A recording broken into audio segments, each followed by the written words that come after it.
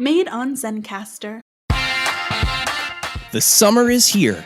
That means outdoor festivals, Comic-Cons, and the perfect weather for toy hunts. As the weather heats up and you're out there enjoying yourself, stay hydrated with our show's sponsor, Liquid IV. Liquid IV hydrates 2 times faster than water alone and 3 times the electrolytes of traditional sports drinks. And it's easy to use. Just rip open a pouch, pour one of their delicious flavors into a water bottle, and shake it up. With sea berry, strawberry lemonade, Concord grape, lemon lime, pina colada, tropical punch, watermelon, guava, and more to choose from, there is a flavor for everyone. So whether you're on that long toy hunt, spending 10 hours on your feet walking your favorite Comic-Con, or getting your sweat on, stay hydrated and healthy with Liquid IV. Get 20% off when you go to liquidiv.com and use code AICPOD at checkout. That's 20% off anything you order when you shop Better Hydration today using promo code AICPOD at liquidiv.com.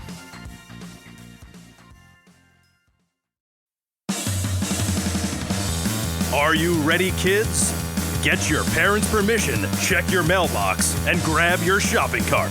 It's time for the Adventures in Collecting podcast. I'm Eric. And I'm Dave. Welcome to Adventures in Collecting, where we talk toy news, culture, and hauls, along with our journeys as collectors. Hello, everybody, and welcome back to Adventures in Collecting. Hi, everyone. Dave, we have a packed agenda ahead of us today. It is JoJo June. It is. And we have 2 returning guests that I'm just realizing have never been on the show together. No, not in this capacity. They haven't. Since we have so much to cover. Not at the same time. They've both been on. Yes. Far beyond not burying the lead, we are going to jump right in. As I just mentioned, it's JoJo June. There's a lot of G.I. Joe news to talk about, so we are joined by returning guests, friends of the pod, Emily and Lenny from Hasbro's G.I. Joe team. Guys, welcome back to Adventures in Collecting. Hi. Thanks for having us. Yeah. My mind is kind of blown that we really haven't been on this show at the same time before. Well, No. if you count like the round table segments that we've aired, like we've done a couple of those, but like we haven't done like a proper episode with the 2 of you together. And we haven't That's weird. to each for a very long time. I think maybe a year and a half, maybe 2 years. It's been a while. I think Emily, you were the last one on at ZapCon, which is like Zapcon was the live on show. a year. Yeah, Yep. our very first live show. Wow. Which speaking of, it's been a long time since you guys have been on. Emily, since the last time you were here, your role has changed at Hasbro. So before we jump straight into the G.I. Joe stuff, tell us a little bit about your recent promotion. Oh, thanks. Technically, it was lateral, but I appreciate the term promotion. So I know semantics. So I am on kind of a new team at Hasbro that is our new consumer marketing team. So we're kind of splitting out how we're handling marketing now. Marketers were doing so many things across all of their brands. And so the hope is that we'll be able to do kind of a little bit more of a comprehensive marketing. So I am now the fan marketer for our non-Disney brands, which is basically a catch-all for anything that is not a Disney brand. So I think I'm on 7 brands right now. Not all of them have product in the market right now. Some of them are coming, some of them are kind of phasing out, but it's been really cool to get to work with a lot of different teams and try some new things. And I miss seeing Lenny every day and getting to work on the development side of things, but it's been a really fun challenge. We're having a good time. Plus, you get to go play with Power Rangers again, right? It's true. I get to play with Power Rangers. I'm learning about Transformers, kind of getting to keep playing around with Dungeons and Dragons and G.I. Joe. And I have that one Magic the Gathering item I've been working on and starting lineup. So I've been having fun. I've been learning a lot. Oh, and Ghostbusters. We're just talking. I'm in the middle of my first watch through of all the Ghostbusters movies, which I think I really needed to start watching about 20 years ago to appreciate them the way that everybody else on this podcast right now appreciates them. But I'm going to get there. Emily, I will say this, as much as I do miss you, your talents are very well served to all the other teams, I must say. Thank you. Good at That's what you very do. sweet.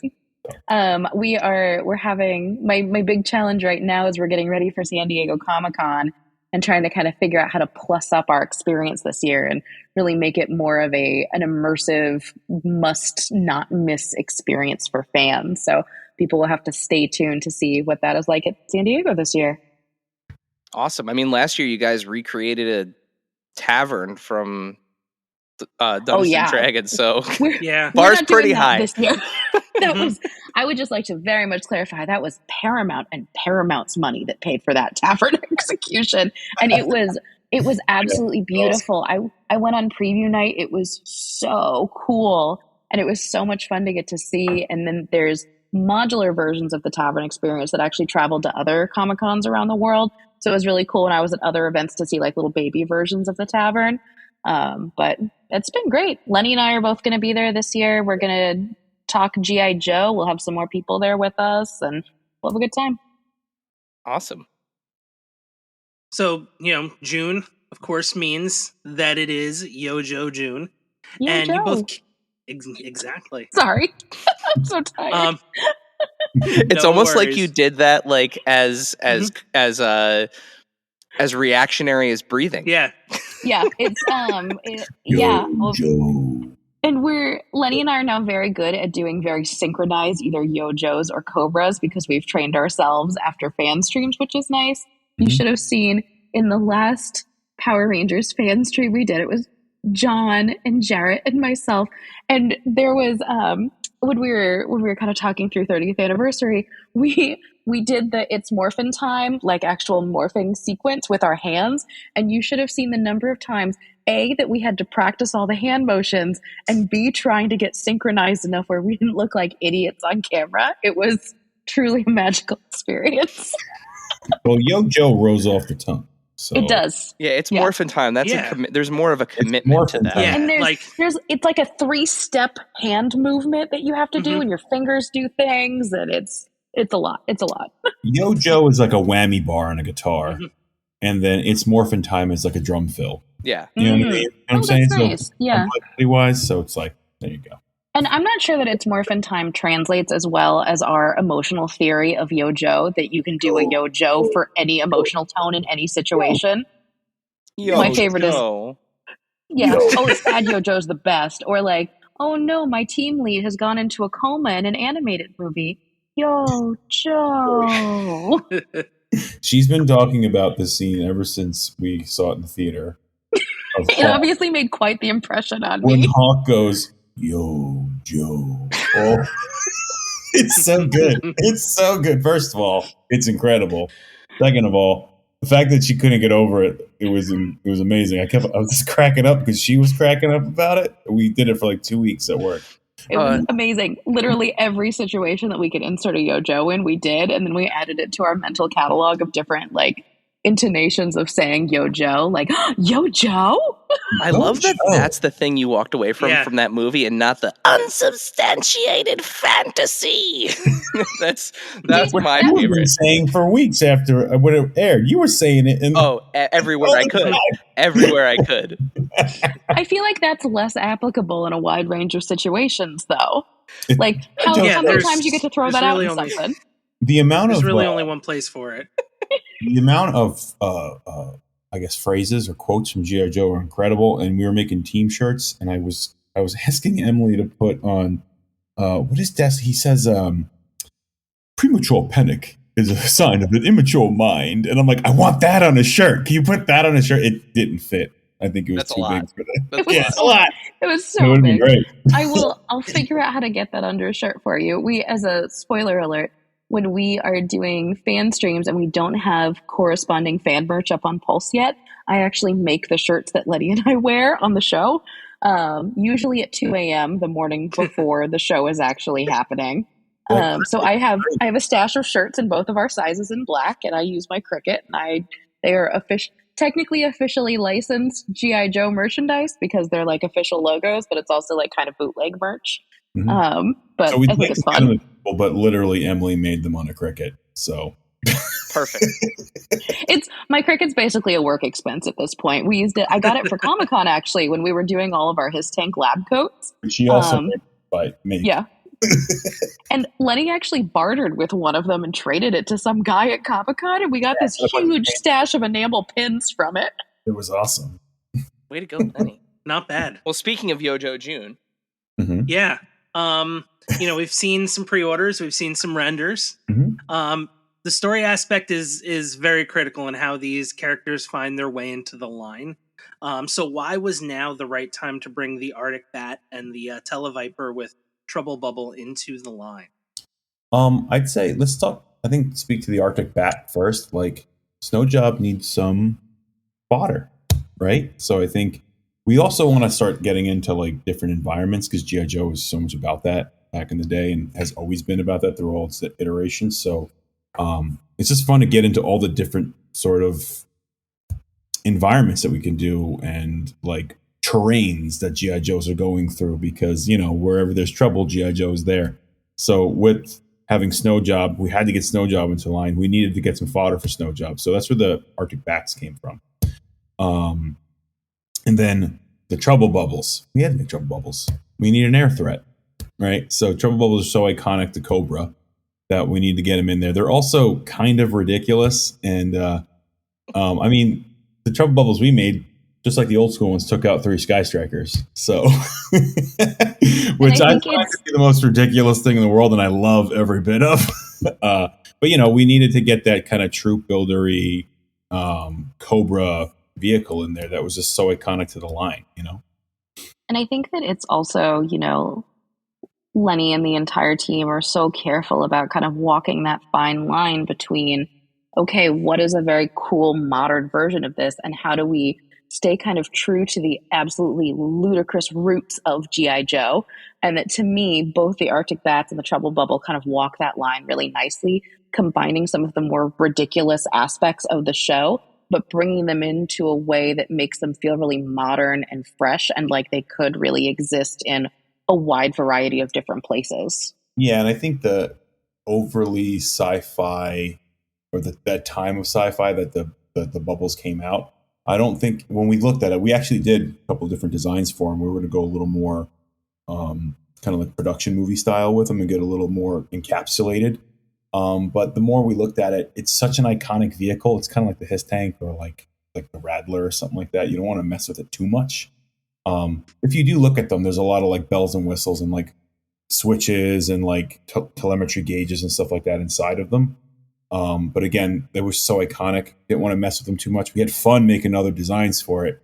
But at the end of the day, it was like, sometimes certain things are sacred, like Tomax and Zaymont, they were sacred. Like, you can't really mess with them. We may in the future do other versions of them, which would be super exciting to do, but it wasn't time for that yet. So we're like, let's go with the old school. It's sci-fi enough where like that could have been developed now. It could have been developed 30 years ago. It could be developed 40 years from now, that it felt like it made sense with the classified line. So in that same vein of kind of paying homage to, the roots and kind of putting that, what really the community kind of calls like the classified spin, right? Like that's part of the process now with these 1/12 scale figures. Yeah. The Arctic Bat in particular comes with a pretty unique loadout. What went into deciding, what he would come with? Again, that vein of paying homage and doing something different at the same time. I think at the time, I forget what movie I was watching, but like there was like sentries set up in like a mountain, and I had been thinking, like, if we're gonna do an Arctic Bat or an Arctic type unit, they're not going to be the most nimble or mobile. Like, they're not going to be able to like run through the trees. Granted, yeah, they're robots and stuff, but the snow gets pretty heavy. So I was thinking that they are snipers first and foremost, and then they're bats. So close combat they can do that as well.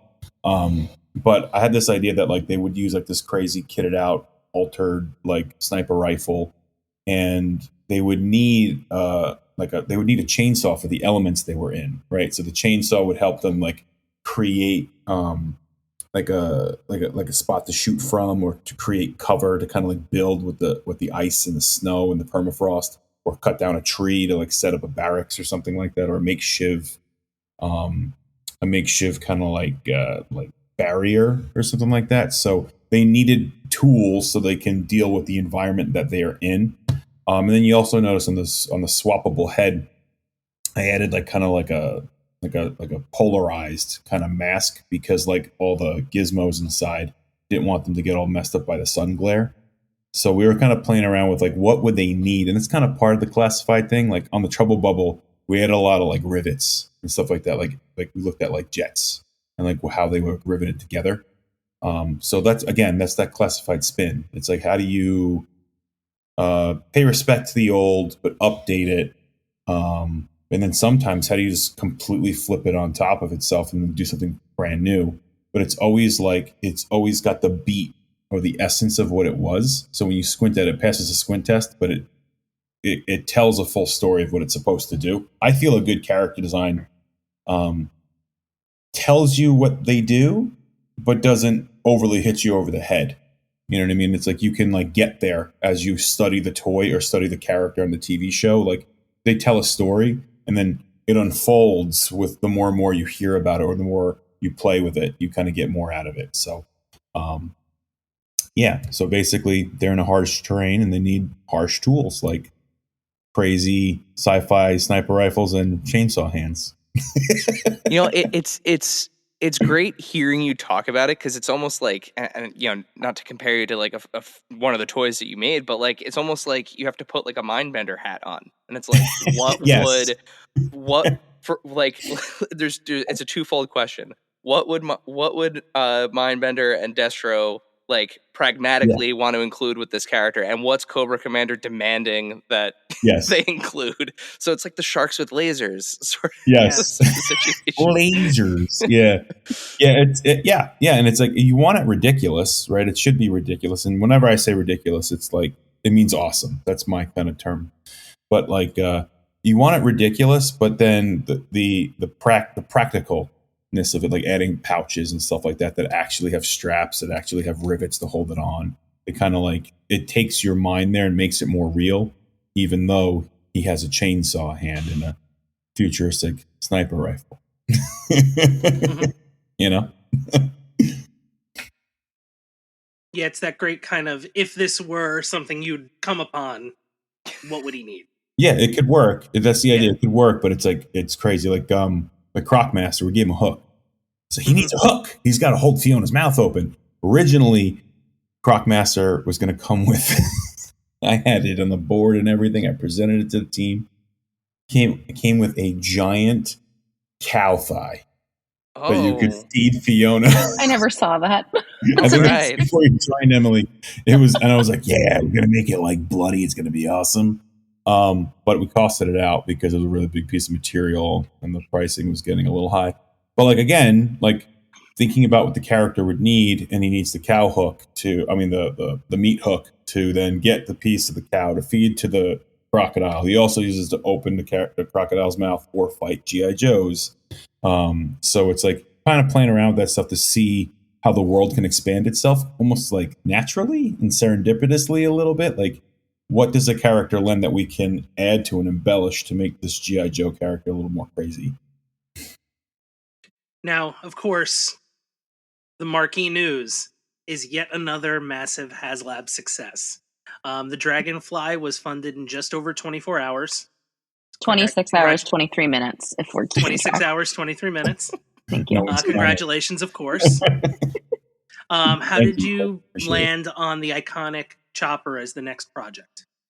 Get to the chop. I think part of it is continuing that storytelling for us, and we knew that we wanted to follow up the H.I.S. We didn't want to do another Cobra vehicle. We wanted to do a Joe vehicle, and trying to figure out kind of where it made sense from a storytelling perspective. And I mean, one of the big limitations around HasLabs is what is feasible to move from 3 3/4 inch scale to 6 inch scale. What is pushing the limits of shelf space availability and practicality for houses. And I mean, you really want a Rolling Thunder in 6 inch scale. I mean, you do, but your house doesn't want it in 6 inch scale. It's like whenever somebody's like, you're going to do a USS flag in 6 inch scale, and we're like, yeah, it'd be like 20 feet long, and like I could stand in it pretty easily. If it was a true 1/12 scale flag, it would be 80 feet long. Jeez. Oh, there If we it go. was true 1/12 scale, but if it was the flag grown, it'd probably be about 25 feet long. Yeah, which is code for we're not doing it. Yeah. But Actually, so it would come with divorce papers. Either that just or included in the package. a mortgage. Yes. yeah. One But installment. so It comes with an addition. So these are kind of the parameters that we're working with. So that kind of automatically kind of moves a lot of vehicles off of our list of things that are feasible, because we want to make sure that we're making things that are affordable for fans. That they're on the more expensive end of toys, but we're not going to put out like a $2,000 HasLab for you to buy. We actually want people to be able to enjoy these things.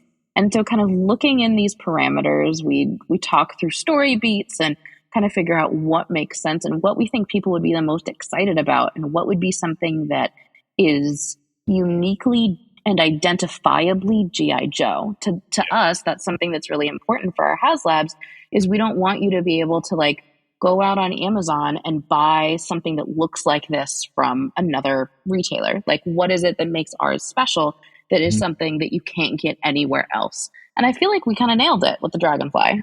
Yeah, it's so iconic to the brand too, especially with Wild Bill, right? Like it's literally two iconic characters in one. Right, the vehicle's a character as well, right? So it's like it just kind of made sense. There was a lot of other options we had been looking at, some really cool stuff, but it just felt like you got to cover the basics a little bit. Not to call it basic, but it's kind of like it's very important to the line, so we needed to get it out there. And I think in the upfront brand, the line is young still. What are we, 3 years old, maybe? Yeah. Right? Yeah. This podcast launched like right before Classified did at Toy Fair. Yeah, so 2020 Toy Yep, Fair. because that was 2020. Yeah, they didn't hit shelf till 21, right? So, Yep. yeah. So again, like it's the beginning. It's exciting. Like I have the privilege of working with Dwight, and a lot of the guys have worked on like Black Series and stuff like that, and like. Legends is 15 years older because of Toy Biz days, right? So it's like, I was chit chatting with him the other day, and I was like, "Wow, you guys are 15 years in on the Hasbro side. Like, it's incredible." And I think about like, we're only 3 years in. Like, we got a lot to cover. You know what I mean? So it's really exciting to think about, and it was also humbling to be like, "Oh wow, those guys are deep in their lines. It's awesome." And then like it's like we're like the little brother, you know what I mean? Like Hey, you know what though? The Cosmo, the space dog, it's awesome. awesome figure, but would not exist in that form without a certain companion to Snake Eyes. Timber, yeah. The Cosmo's awesome, and that's crazy to think about. It's weird because again, we're the little brother brand, figuratively from a design standpoint. Actually, we're the older brother brand if you think about it. So Yeah. just for the action figure line. Yeah, you just went away to college for a long time. Came back. Hey, what's up, guys? I'm back, and I'm taller now. Have my room back. I do think that it's been one of the things that's been really fun for us is as the line is starting to mature is figuring out kind of what we get to do next and expanding into different offerings. And maybe you're going to start seeing some not quite as small, a little bit larger, but not HasLab scale vehicles coming down the line. And we really want to make sure that we're continuing those storytelling elements now that we have covered like the real basic bases up front to kind of continue that story expansion, because that is just so vital to how we view the brand, is that especially we are creating our own story on Classified, but while still honoring the roots of this wonderful franchise. Yeah, it's funny. It's a lot that John, my boss, we talk about a lot, and it's like we want to honor the past, but we also want to push the brand forward, right? So it's like I actually think it would kind of be a disservice just to like reiterate it and not update it, right? Because we've all had those figures in multiple iterations or different scales. So it's kind of like how can Hasbro shepherd the G.I. Joe brand and bring it forward? At the same time, you can still pay respect what we've done before and also do things that are in a way larger recreations. It doesn't have to be all in one way or the other, which is really cool about toys in general, right? Like you can do replicas, you can do new storytelling stuff. It's just a matter of where we place them and how we tell that story and how it develops. So along those lines, clearly there's a lot in the base offering of the Dragonfly that pays tribute to that original 1983 release, like the inclusion of Wild Bill, which we talked about, balanced with some modern, distinctively classified touches. What were some of the most important aspects of the Dragonfly to hit for you from a design standpoint? So the Dragonfly is very iconic. I actually I have my old school one sitting on the table right over there, and we talked about updating the body a lot. So just so you guys know, Mark is our designer on the vehicles for the HasLabs. He does a phenomenal job. But we work very closely with Mark to kind of like make sure that we're still on brand. And on the HasLab vehicles, I do the mainline vehicles, but Mark does the HasLab vehicles. So my job's more like a licenser on those. But I think we had some other designs that we were exploring because you never want to go in and be like, this is what we're doing, and that's how it's going to be handled, and that's it. You want to explore, get other sketches going and stuff like that. We had seen other sketches that were a little more, how should I describe it? Softer. Others that were more sci-fi. Others that were a little more modern.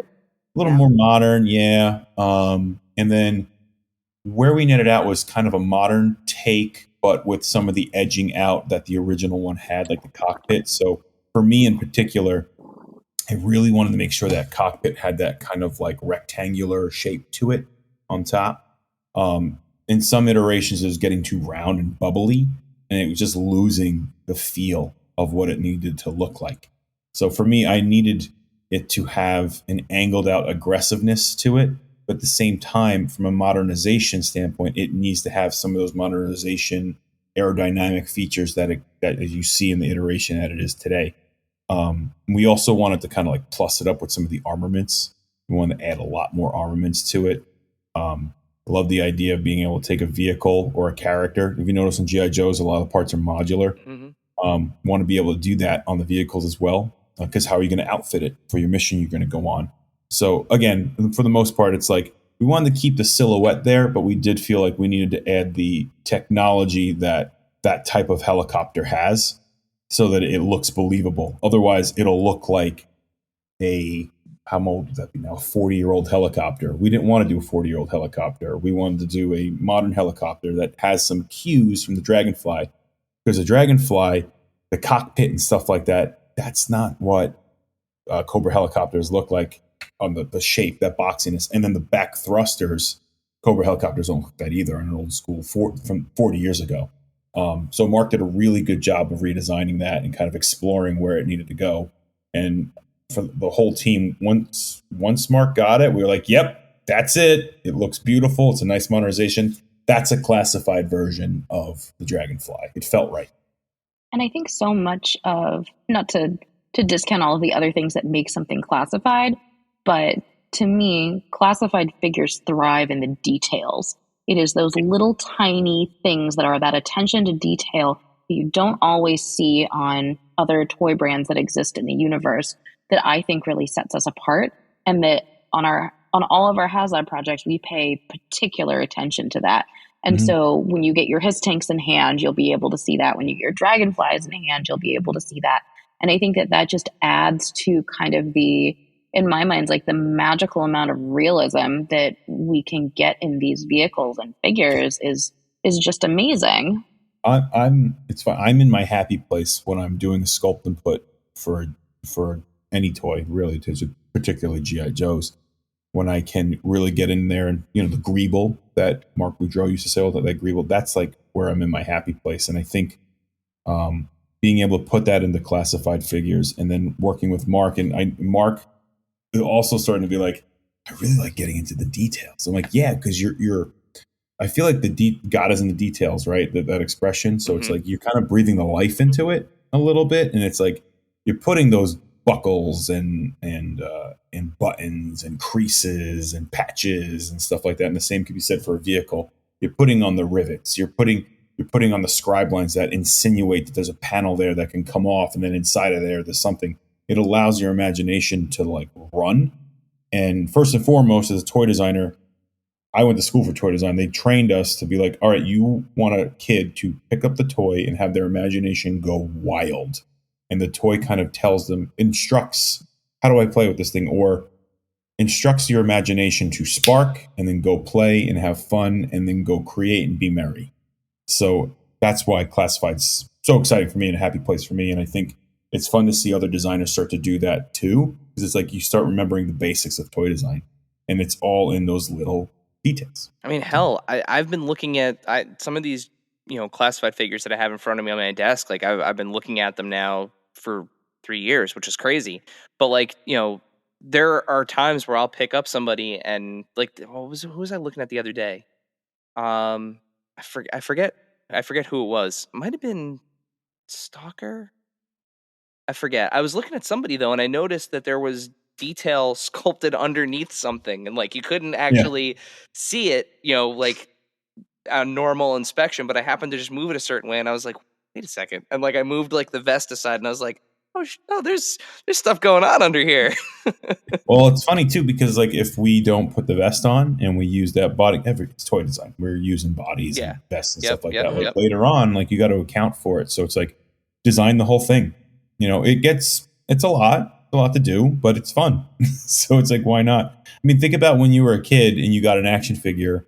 I mean, I would sit there with like, it's funny, I have him right here, my version 4 Snake Eyes. I love my version 4 Snake Eyes as a kid. And I remember I was sitting on the stoop one day and just like sitting in the sun and just looking at all the pouches. And I'll never forget it. I must have been like 5 or 6 years old at the time.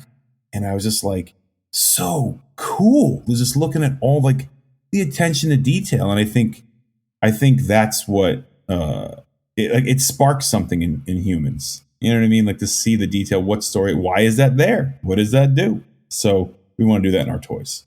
Because I think that's kind of like that's the starting point. And then right. And then you have all your accessories and stuff like that attach properly. And then you have your bullet ribbons that connect in. It's just it's a cool brand. It's fun to do because we get to, play with our imaginations and make them into 3D things that other people can hopefully get inspired by. I mean, who else is going to ask the question, does Bazooka wax his mustache? Like, I just, like, how does he get it looking so great? He probably greases it, right? Like, he probably uses beard wax on it. It's thick. A little bit, like, inside the helmet, and he, like, just, gets... Oh, I should have sculpted, like a little... like he's a beard, pitcher, like beard oil. Yeah, you got to keep that somewhere. Where else is he going to keep that? He keeps going to the hat. Exactly. Yeah. Hopefully, he doesn't need Tommy John surgery. His helmet. Yeah, it's right in the strap on his helmet. He can pull it right off. I dropped the. But yeah, I mean, like one of the and when I was a kid, it was the thing that I always most fascinated by. I think it was my favorite G.I. Joe accessory. Mm-hmm. Were the little landmines, and then I always called it the mine finder, but like a little minesweeper. Like, oh yeah, and the pack and the mines went in the pack, and like it unhooked. It was just the thing I was most fascinated by. I thought it was the coolest thing. Everybody got a turn with it. We were particularly impressed, getting back to the Dragonfly with the FX pieces. Was there anything you learned? They're huge. Yeah, they're huge. Even looking at them in just clear plastic, they're very big. Yeah. Was there anything you learned from the development of the effect pieces that came with the H.I.S. tank that informed kind of the design decisions on these effects pieces? I'm trying to recount my conversations with Mark. One thing that Mark was talking about on them was I usually call them blast effects, but he wanted to call them like rocket effects or like he was pointing chips and salsa. Yeah, right. But he was talking about how he wanted it to be more like a trail, like a rocket trail. And you guys kind of see that on Scrap Iron's blast effects. It's almost like a rocket trail, less of a projection, it's more of exhaust. right? And on this one, I think the learning was to put connection pieces in more spots than one, right? So typically there'll be a 6 millimeter peg on one end, or a 1.5 millimeter peg on one end, and then it gets plugged into the gun, or it gets plugged into the back of the rocket or whatever. Mark had this really cool idea to use the dog bones, because the dog bones are strong. That's why we use them. It can hold heavier weight. If you notice in Sky Striker, the rockets are bigger. It's also old school. So there's a nice nod to that. But using a sort of dog bone pin on these, don't quote me on it. Sometimes in production, we're going to have to change some stuff. But currently it's a dog bone pin that it's in the sides of the exhaust effect or rocket effect. And that way you can kind of put it. The idea was to counter lever the timing of the shot. And that's when I was talking in the video. I'm like, look at it. It looks like a sculpture. It really does, because you can like kind of set up the blast effect however you want, or the rocket effect however you want. And I actually thought that was really cool and very clever of Mark to do, to kind of add that connection point mid spot of the blast effect, because it's like, yeah, this rocket shot off first and the other rocket's coming next, and it adds movement to it, right? And that's the fine art and design. We're like looking at how do you kind of like make a silhouette speak, right? And I think he nailed it. So I'm going to try to put that into some other mainline vehicles when we eventually get there. Yeah, and I mean, once those things are casted in like that translucent plastic too, like lighting on them is going to be fun. You know, they'll really kind of jump and. Oh yeah. Well, we originally talked about trying to get them to light up somehow, but it was just costs were creeping. So when you light a toy, you got to remember the wires need to go all the way through the toy. So the wires are going in particular spots. So from a production standpoint, the people on the production line, it makes their life easier, less difficult. It's more efficient. They can get more out. There's also the amount of time you can get them out. So it cost creeps when you start putting lights all over the place on the toy. So we had to not do that. It was that was a thought though. Like those were gonna have lighting effects on the flame effect, and then the back would be painted, with smoke trail and stuff like that. It was gonna look cool, but it was one of those things that ultimately, like those little things that we've got to take out in production that doesn't harm the overall toy, but it's like, man, that would have been rad.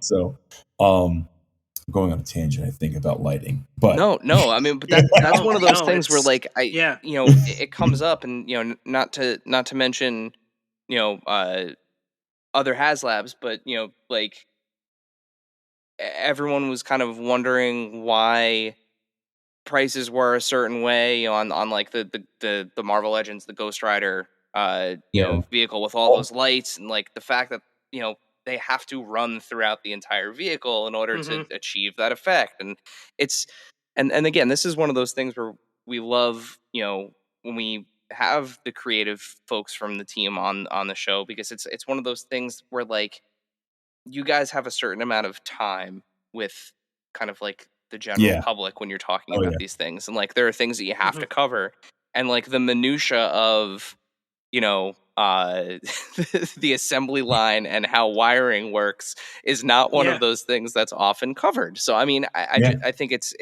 a cool distinction that you're calling out. So, and since we're on it's one, they're not everything's apples to apples in toys, even figure to figure. Things are just made differently. Like a tank is completely different from a helicopter, whether the masses are similar or not.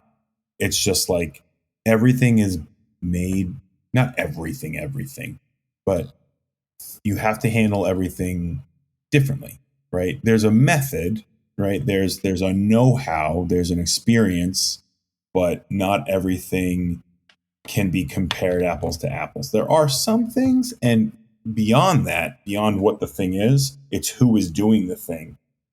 And now, a word from our sponsors. This segment is brought to you by our friends at Chubsy Wubsy Toys. A traditional mom-and-pop toy store in Little Falls, New Jersey, Chubsy Wubsy Toys brings you the best new toys from the brands you love without the hassle of pounding the pavement searching for them at larger retail stores. Visit them in person at their brand new home at 101 Newark Pompton Turnpike, Suite 1 in Little Falls, New Jersey, or online at chubsywubsy.com. That's CHUBZYWUBZZY.com. And tell them Adventures in Collecting sent you. Rewind and press play on your VHS collection with CGC. CGC is excited to announce our newest collectible vertical, CGC Home Video. As a division dedicated to authenticating and grading your VHS collection, our experts are ready to help you encapsulate your favorite video cassettes. Don't settle for static on the screen. Submit today at cgcgrading.com. That's cgcgrading.com. Face it, shaker bottles suck. Your shakes always come out clumpy and they're a pain to clean. You're right, Dave. That's why I decided to ditch my shaker bottle for good and get myself a BlendJet 2 portable blender. It makes perfectly blended shakes in just 20 seconds. BlendJet 2 is portable, so you can blend up a smoothie at work, a protein shake at the gym, or even a margarita on the beach.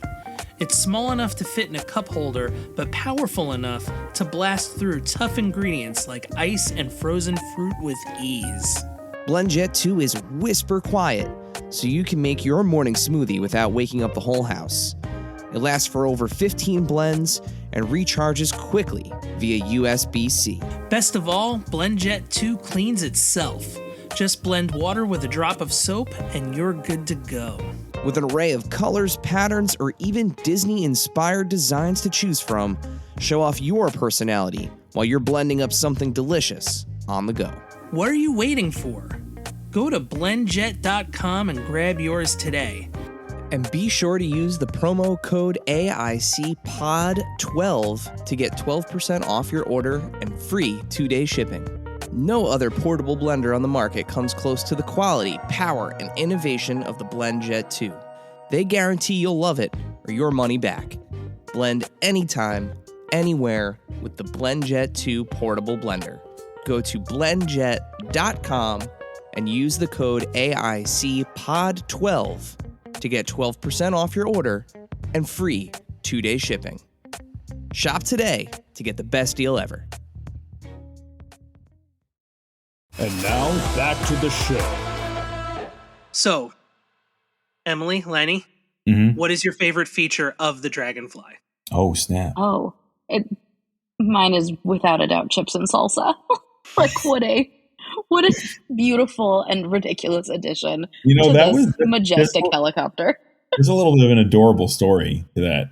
Mark was coming up, the designer, was coming up with what he wanted to call them.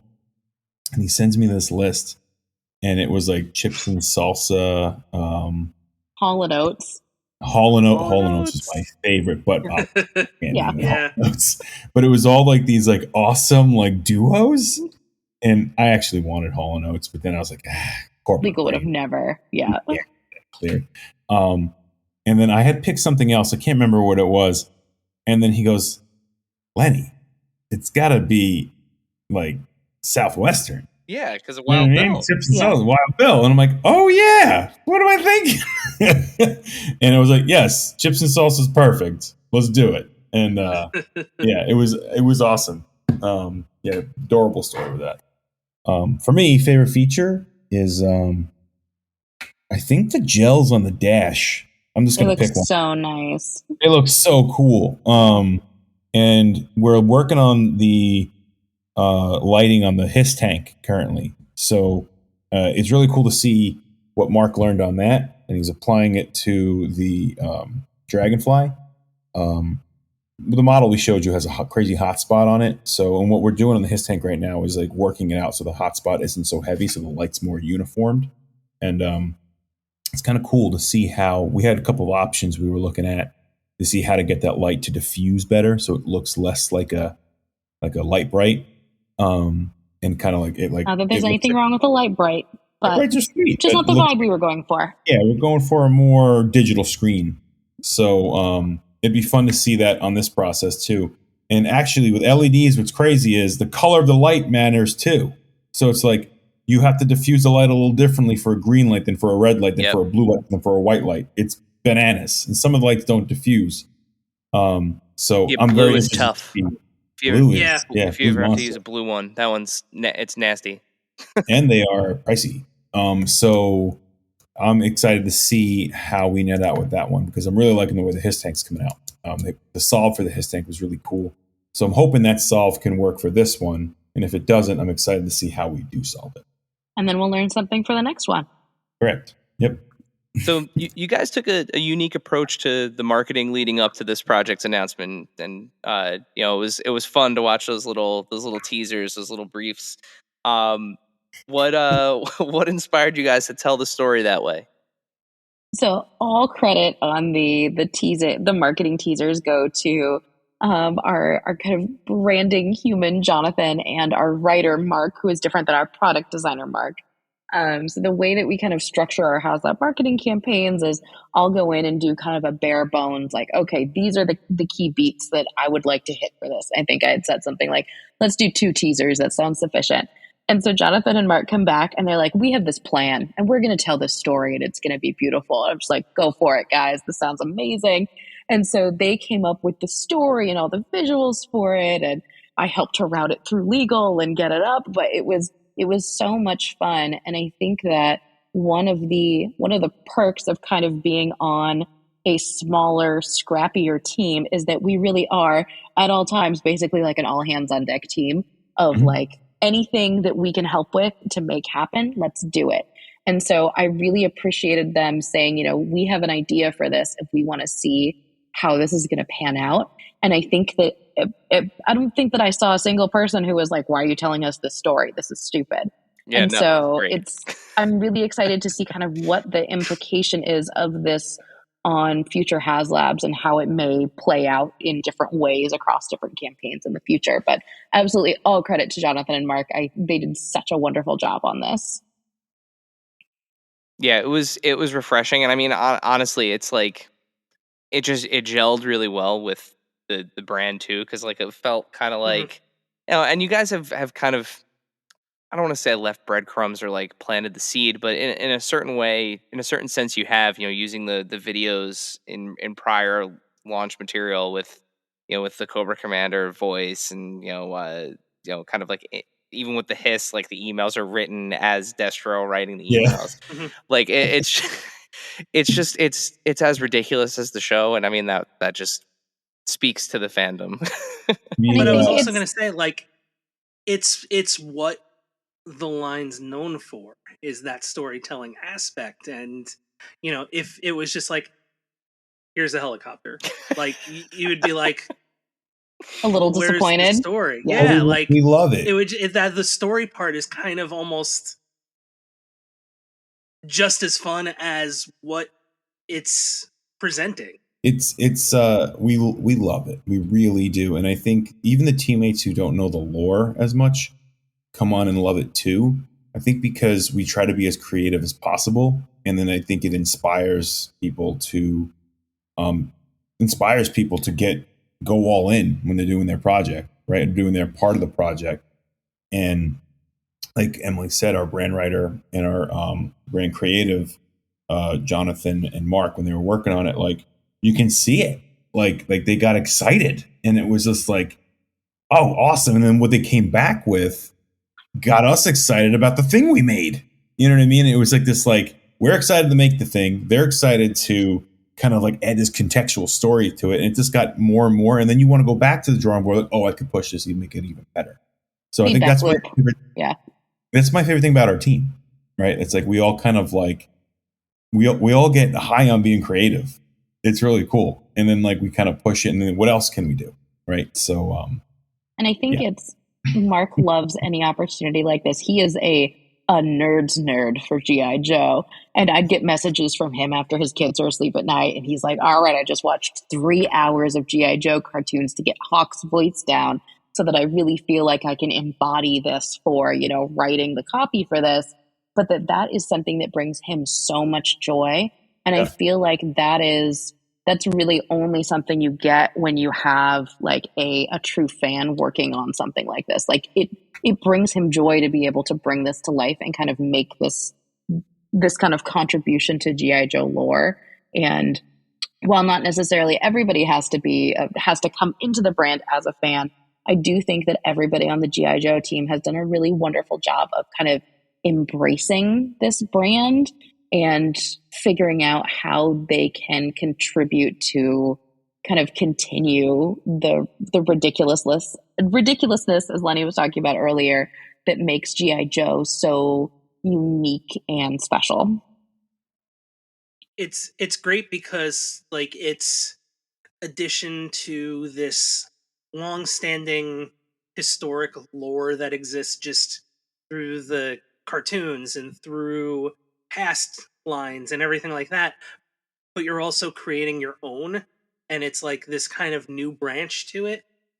It really is kind of what sets, for me, the line apart from a lot of other stuff, because it's just like, it's not just here's a thing, it's here's why this matters and here's what it brings to the table. And I think that's really cool. And it's not to, here's a thing works for a lot of stuff, but it kind of is the addition. It like I was saying before, it's part of what makes finding out about any new classified stuff more fun. Yeah, I mean, that's a really good, Dave. I never really thought about it that way, but if you think of even like you name like some of the top toy brands, so whether it's stuff that's going on with DC, stuff that's going on with Marvel, stuff that's going on with wrestling, it's literally it's like here's a wrestler. Yeah, the story is happening in some other form of You're doing media, it. right? And it's just like, here's the thing that you saw on TV 2 weeks ago, or here's the thing you saw on on the screen or on a comic book. But you guys are literally telling a new story through these toys. Like it really is a unique factor of what you're doing. That is awesome to hear, because it's kind of part of our like mission. So it's kind of cool to hear that like we're executing on it, right? And it's like it's working. It's and awesome. I think that a lot of the time we count ourselves so lucky that we have the creative freedom of not doing entertainment accurate figures, which is something that not every toy brand gets to have as a luxury. And so Lenny really has so much more wiggle room when it comes to making creative design decisions than he would, or than anybody else on the team would, if we were doing verbatim references from something that was very specific from entertainment. But because we really kind of look at the majority of classified, with the exception of the G.I. Joe movie figures, as kind of a hodgepodge of retro and modern that is kind of fused together to create these new interpretations, I think it leaves us with a lot of wiggle room for interpretation and kind of how we want to bring that to life and ultimately what that looks like. Yeah, and it really does lead, like, it's, the whole cheesy form meets function kind of thing. It does, unclassified form meets function, but then I think there's another tier, and it's like to tell the story. Like, I'm actually looking at a figure right now we haven't showed you guys yet, but I'm like, oh yeah, I did all that so that would connect there and that would go there, and then he would be able to hold that. And it's like, oh yeah, that's yes, we do it so that the toy can be all encompassed, right? Like we try our hardest to make all the weapons holster. Sometimes you can't, but that is one of the goals. But again, that's form meets function, and then it tells a story of who the character is and what they do and what their job is. Because G.I. Joe's all about the character's job. They're all archetypal, right? Mm-hmm. So it's like you got your demolition guy, you got your pilot guy, but then you throw that extra twist on it, pilot cowboy guy, right? And then it creates an extra special thing about him. So one of the other big parts of the marketing of this, of course, is the tier structure and and the unlockable aspect of it. And as of at the time of this recording, we know that Night Force Ripcord will be joining Big Ben on that sub team, right? At the 13K unlock, which I have not checked the tally in like the last like 15 minutes, but I know we're very getting close. Tell us a little bit about how how are those tiers structured? Like, how do you determine, like, we're getting a tier at 13, we're getting a tier at 17, we're getting a tier, or 16, and we're getting a tier at 19. Like, how do you determine where to place those tiers, and kind of generally speaking, what you want to include at them?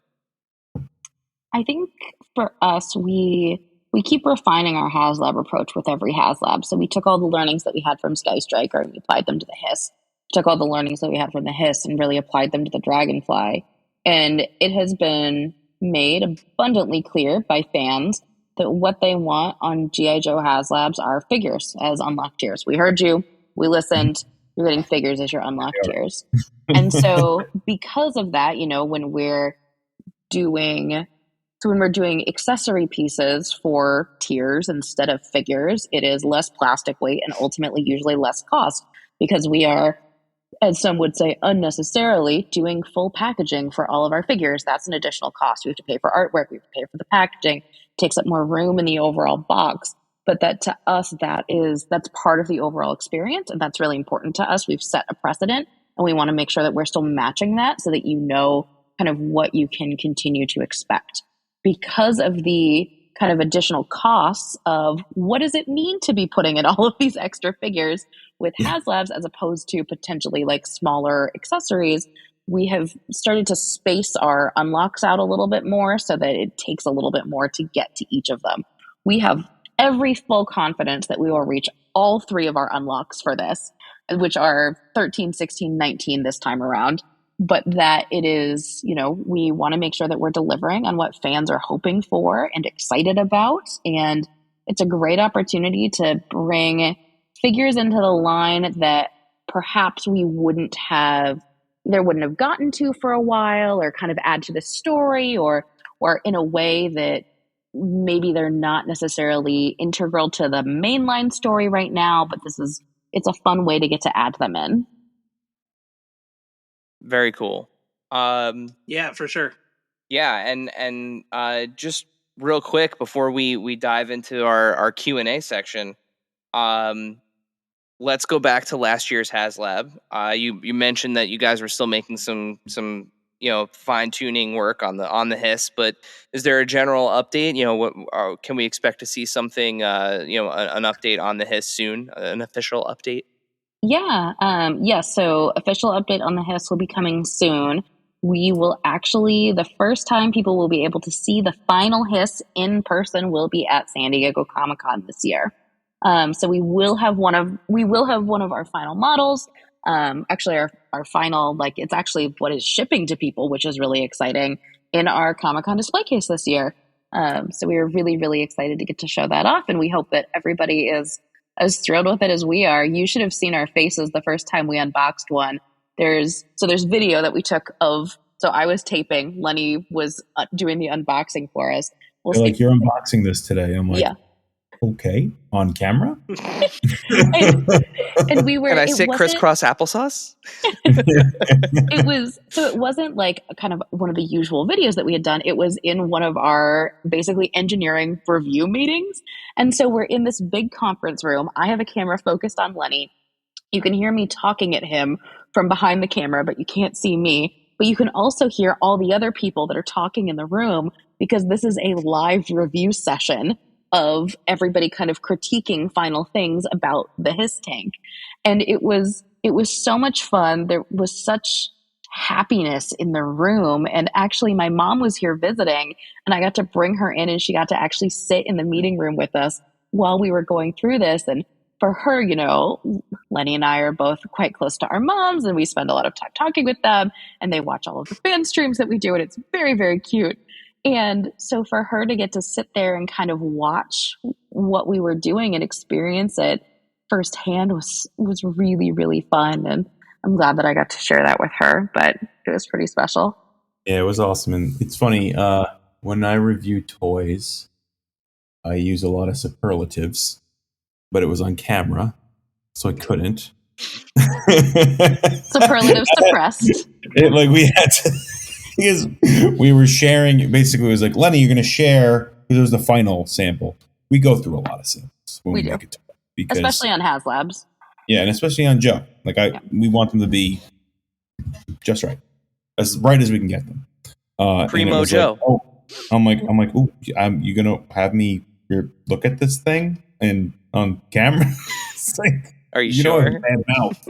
Like, I'm like, You know I'm from Jersey, right? That's yeah, I'm like, I'm from New Jersey. Like so, but it ended up being fine because it was one of the later samples, and I think we had planned it for that. Like, it's like, all right, this is a later sample, should be in a really good spot. If it had anything on it, it would be things that were like would adjust on the production line. So it was wonderful, and I can't wait to show that video because, man, Emily's right, the joy in the room, because the amount of time that goes into a typical figure is more than a year. And the amount of time that goes into a HasLab is more than that by a few months. So it's like a lot of time is spent on this stuff between us at Hasbro in New England and then our Hasbro partners over in China, right? So it's like a lot of people are working on this thing, and then our partners at the vendors. So it's a lot that goes into one of these things. So to like when we get a product to close to launch, it's super exciting. And then especially on something like this, it's so complicated. Again, HasLabs are a wave in a box, right? So it's like you get your you get your giant vehicle that is very complicated, and then you get your figures, and our figures are not simple figures on Classified. So it's like you're getting a wave of 4 figures essentially and a very complicated vehicle. So it's like a lot goes into that one particular thing. And on top of that, you're working on your waves through the year. So to see it at that level, get there, and then we're here, we're going to ship it soon. It's super exciting. And Emily's right. There's a lot of joy in the room. And it was actually really awesome to meet your mom for the first time and have her see when we go through this stuff. And we really do enjoy making the stuff, man. Yeah. So it was and I think that with HasLabs, there's also that extra element of emotional investment because so traditionally when you make something, you know, we go through all of our kind of gate review processes to get everything checked off, and then it goes to tool start, and then you start getting physical samples in. But with HasLabs, the whole process is kind of backwards because we don't start tooling until the project has been funded. But in order to get the project funded, we need a physical model to show people what they're getting. And so we make this kind of one-off resin model, and so that we can actually show you what it will look like in order to get you to buy into this thing. So by the time the resin model shows up, we have been talking about this for 9 months, 12 months. We have been sitting in multiple meetings a week about this. We have been putting our blood, sweat, and tears into it, and we're emotionally invested and so excited to see it come to life. The H.I.S. tank in particular, I had designed a H.I.S. tank a year before we had done one. We had done a full design, had full renders done. We did all sorts of like digital, I guess 3D sketches, if you would. So the H.I.S. tank was even more crazy because like we had done it, and then we had gone another direction. So it was like a long period of time. So that H.I.S. tank means a lot to us as a brand. It's just like for the Classified brand, not for the entire G.I. Joe brand, but Classified, the H.I.S. tank is a lot for us, and it's a milestone, and it means so much. So to see it get funded the way it did, oh my god, none of us were. So and Lenny can, I will speak for both of us in this. When the Sky Striker campaign was going, we spent 44 days and 16 hours in a mild panic that this project was not going to fund. And so we were emotionally, like, we had kind of steeled ourselves. We were resolved to be like, okay, if this happens again, it's okay. We will get funded. And so to have kind of emotionally prepared ourselves for a month and a half of what's happening?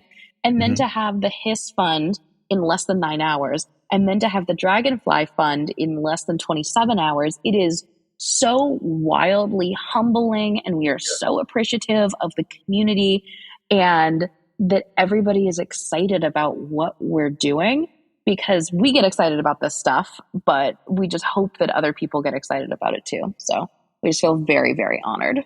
And thank you for not making us wait for 44 days and 16 hours to fund.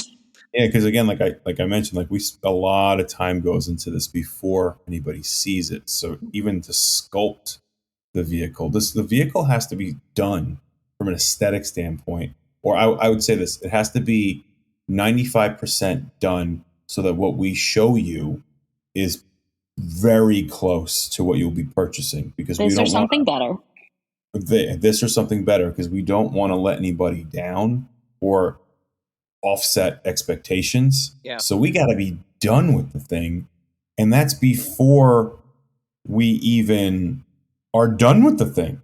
So it's like usually in toy design, like we're in sketch and sculpt, digital sculpt phase, and then we go back and forth with our partners over in the Far East to engineer it properly for QA and QC issues, and then we work through it. Nobody in the public sees it. It's all internal. We get to work through all of the kinks and all of the problems, and then we reveal it when it is like done. This is being showed to everybody before it will ever be done, and it aesthetically has to be done before we even start it. So that's kind of crazy. So that's why these HasLabs on all brands and all teams, it's a lot. Yeah. It's a lot. It's a lot from a work and from an emotional standpoint. We're very invested in them. So we're like watching with bated breath, right? And like, even if it does seem like the perception is, oh, it's a short bet, we still don't think it's going to be a short bet, right? So that's why Emily was mentioning the tiers earlier. We got to make sure those tiers make sense, right? And if they're special things, because if the tier is something that needs to be in the main line, and then we don't get to that tier, we can't make that thing. Yeah. So there's a lot that goes into it, from the tiers to the amount of time we put into it to what has to be shown to everybody. HasLabs they're high stakes toy, High stakes. So, high stakes. We don't need any tiers. No. Yes. Ooh, that's nice. Trying to avoid That the was tiers good. with the tiers. I like that. So, Emily, before you mentioned the community at large and everything, and our next section here is our Q&A section. So, as we usually like to say, for those that are listening to us for the first time, welcome. We hope you are enjoying this episode of Adventures in Collecting, and we hope you listen to some more. Dave, what should they do? Make sure to smash that subscribe button and hit those likes, and follow us on the Instagram, because that's where in the story the Q&A is listed and you can ask your questions. Or is it just a post? I think there was a post this time and it was a story one other It's time. both. So it's But it's going to be either or both. So as Dave is alluding to, yes, at AIC_podcast on Instagram. Every time we have a guest on, we do not take it for granted. We understand that our guests have very short blocks of time with the community, so we want to give people the opportunity to ask their questions. So we have 3 for you today. Dave, would you like to go ahead with the first one? I would love to. At Action Figure Picked asks, since we've now seen vehicles of various sizes in the line, has there been any talk of small playsets like a Cobra Bunker or Checkpoint Alpha? Yeah, I think we can say that there have been. I mean, we're constantly trying to figure out, we've been talking so much about what makes sense from a story perspective to have in this line, right? Mm-hmm. And so from a story perspective, when is the right time to start to see if we want to start expanding into play sets, into some of those more accessory building kind of things that really will allow you to continue kind of fleshing out that story of the G.I. Joe classified universe. And so I feel like that's an answer that we can give. Yeah, right, Lenny? It's the beauty of the line, right? Like Joe's. Oh, I'm having a cave in behind me. It sounds like Joe's are characters that do things, and they need gear to do things. So, and they're not really necessarily relying on superpowers. So they need bivouacs, and they need stations and camps to set up. So I also think from a collector standpoint, it would enrich the shelf, like having like little sets. Enrich the shelf. You like that? I should use that and put that on that's a nice. shirt. I like that. I'm going to use that in a pitch with management. Like, Yeah. I want to enrich the shelf. That's a shirt. Yep. Enrich the shelf. But yeah, it'll set the scene, right? Like I want to try to start getting into like adding food with figures, like a little cheeseburger would be incredible. I right? love that. I would once again, as I often do, would like to pitch my holiday exclusive chef roadblock idea. would make a It'd be great incredible. exclusive somewhere. He just comes with a bunch of food. He's got the apron. Mm-hmm. Be amazing. It would be. We Mess joke hall about roadblock. it would be incredible. There's other things I feel like you can do with that to add another level of ridiculousness to it. It's not just food. Yep. I feel like you can. Sorry, I'm not. Yes. All right. So our next question. I think we can call that one answered. Next question comes from @grownupkiddo. Great username. Is there any update or news that you can share on the comics and or animated content? No, we can't. Stay tuned for more news when we can share it. There we go. Dun, dun, dun, dun. Unfortunately, not our. So basically the business is split out. So Lenny and I work specifically on the toy team. We have another team that kind of handles the licensed content of the brand. So somebody specifically for publishing. Then we have our franchise team that kind of handles all of our additional content. And so unfortunately, they will be the ones that will be sharing that news when they have it. And now you know. I know And exactly. battle. Yeah. There we go. All right. Strong Dave, work, team. Dave, let's do the last one. Okay. This one is something a bunch of people asked. So what does the news that broke earlier this year about Hasbro and Mattel partnering for some cross-licensing products mean for Classified? Great question. Nothing yet. So I'm sorry, this is like the worst Q&A. Emily, are you sure you're not from Jersey? Because that was blunt. I loved it. Loved it. We're gonna start calling you Emily. You're the real Emily Blunt. Yeah. So unfortunately nothing to announce yet, but I mean we'll let you know if we have something. Is there other questions maybe that we can? I feel like Do you want to make up another question that we might be able to answer, or one that I can very bluntly look at you and go, no comment? People like that on the internet. All right, so we usually. I mean, I always ask about fridge, Yeah. but that's. Yeah, Dave wants to know when the fridge is coming. That's your other question. I do too. Dave, you know we can't talk about upcoming figures that we haven't announced yet, and which is just a fancy way of saying no comment. And therein lies why I have no other questions from our Q&A. Yeah. That was an example of why we only have 3. That's It's very funny. fair. Okay, wait. And Actually, there was one. Yeah. I don't remember who. I actually think it was the same guy that asked. The same account that asked the first question. So @action figure picked. And if it wasn't you, you're getting credit for it anyway. So you mentioned, and you guys had kind of alluded to this actually earlier in the conversation, that there were other vehicles that were up for contention, right? When you were before you decided on the Dragonfly. How far along do you get in kind of like that vetting process where like you're like, actually no, we're not going to go with this one, we're going to go with something else? Like how does that how far does something get along? Concept board, yeah. I'd say. Like It's we try to usually keep pretty early. Yeah, because you got to think about time and effort put in. You want to make sure that the concept board is very understandable and really conveys the idea, because the people who you are showing it to are not necessarily marketers and toy designers all the time. So to get proper feedback from them, you need to make sure it kind of gets across what you're making. The value is there. So yeah, concept boards. And then, we go from there. So Yep. Emily, Hey, that was more than a no comment for an answer. There you go. Yeah. There we go. It's tough. It's one of those things where everybody wants to know when they're getting their favorite character. And, Yep. And I'm coming from a place of feeling very spoiled because this year I'm getting my 2 favorite Joes of all time in Snow Job and Shipwreck. I can't wait to have them. Awesome.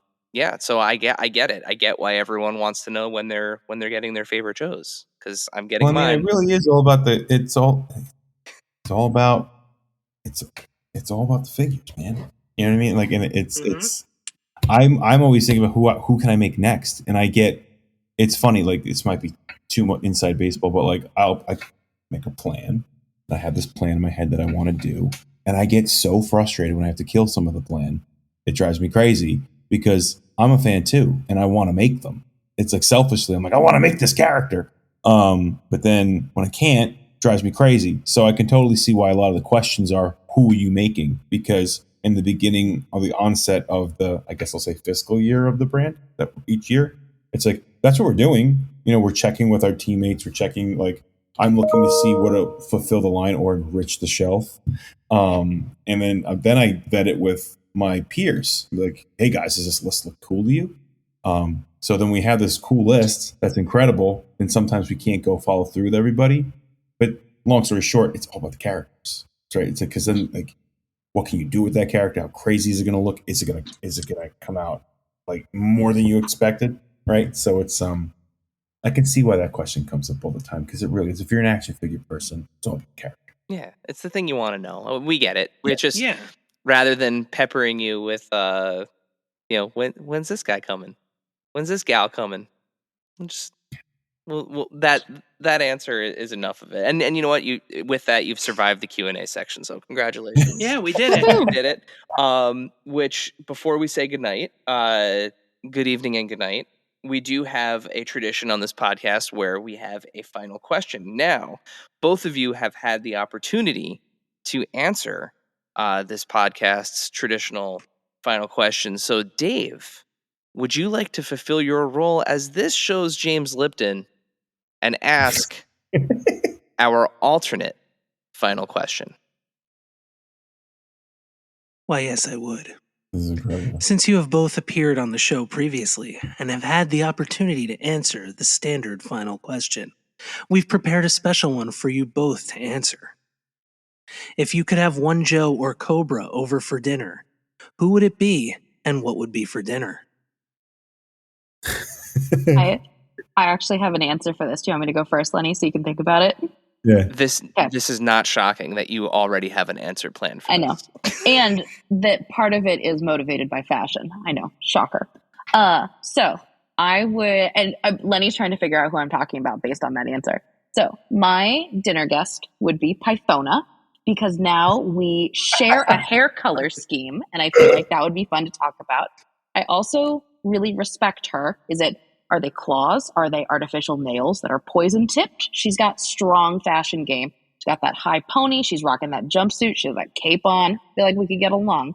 As an homage to her poison tipped fake nails or claws, we would be serving sushi, specifically fugu, for the opportunity for her to be poisoned like she poisons other people. Thank you. Thank you. I will see myself out. That was incredible. Damn. I think she's biologically enhanced, actually. So they're not artificial nails that she pumps poison into every morning? They are biotech, right? Okay. So but are they biotech acrylics or like biotech claws? Like keratin that grow. All right. And comes, or maybe, I don't know, it's kind of, they grow. Ask But do they grow pre-poisoned, or does she like dip them in poison in the morning to say like hello as like part of her morning makeup routine? I envision it actually as like they come out and then like somehow, some way, like almost like a nerve kicks and like a snake's poison. It then runs down. Oh, okay. Nail and then goes to the tip, kind of like a snake fang. I think that's what they were getting at. It's almost like we've been thinking about designing this figure. No comment. To come with poison in her fingers? Yes. Okay, please. And sushi QA would just have a field day. And now sushi. And now she comes with sushi. Yeah. Too. She would be rad. Part of the lore. Who do I want? I'm actually looking at a cool poster I have, and it's got everybody on it. I'd say Scarlet, but my wife would get mad. That's on a podcast now. I'm an idiot. I think Metalhead. I think I'd want to party with Metalhead because he's an idiot. And we would, I think Metalhead and I would go to a thrash show. Okay. Right. We'd go to a thrash show. We'd both be too old to be there. We'd go in the pit. Then our backs would hurt after it, and we would go get Wawa at like 2:00 in the morning. Yeah, that way you can get sandwiches, ibuprofen, you got everything. Ibuprofen, sandwiches, and all that. But he's soft pretzels, mozzarella sticks. But he's a fantasy cartoon character, so he'd be fine. But But I think Metalhead would be fun because he's just a knucklehead. I think it'd be fun to hang out with that knucklehead. You know. There we go. 2 great answers. And very on brand for both of you. Yeah. Didn't think we were gonna go to Cobra Law and Deke. And yet here we are. Yeah. As soon as you said Python, I was like, where the hell is she going with this? That is. But like, I kind of pulled it out, right? I like that you went sushi because she shows up in the clam. Yeah. That too. Yeah. You lunatic. Perfect. I'm like, I know all the connections are there. Perfect. It's a perfect answer. Well, guys, thank you so much for taking the time to chat with us tonight. And again, a huge congratulations on the campaign. And I know it's only a couple days old, but it was still some ways to go for the rest of the unlocks. But at least everyone will be getting their chopper. Remind our listeners, where can they follow the latest on G.I. Joe on the interwebs, and where can they find you both on the internet as well? So for the latest HasLab updates, make sure that you're following the Hasbro Pulse social accounts and following along for any of our fan streams on the Hasbro Pulse YouTube channel. On Instagram, I am more phenomenally Emily. That's right. Figure out how to spell more phenomenally. And the general note is that no new information will ever come from our personal accounts, but that we kind of post behind the scenes stuff and, encouragement for whatever's happening, keeping people in the loop. Yeah, and for design stuff, you can check out Weather Dominator. Like Emily said, all G.I. Joe stuff will be on those accounts. Yep. Perfect. And we'll put links to all of those in the show notes, so that way you don't have to try to spell more phenomenally Emily. More phenomenal. If you just search for my whole name, it shows up too. But that's too easy. Nothing but a phenomenon. That song? Yes. Yes, LL. But we'll make sure we put links to that in the description. And guys, thank you again so much. And I think the most appropriate way to send us off tonight would be a Yo-Jo, right? If we all do a Yo-Jo together. Hopefully, it won't be too I would loud. think so. Right? Yeah, I feel like that's appropriate.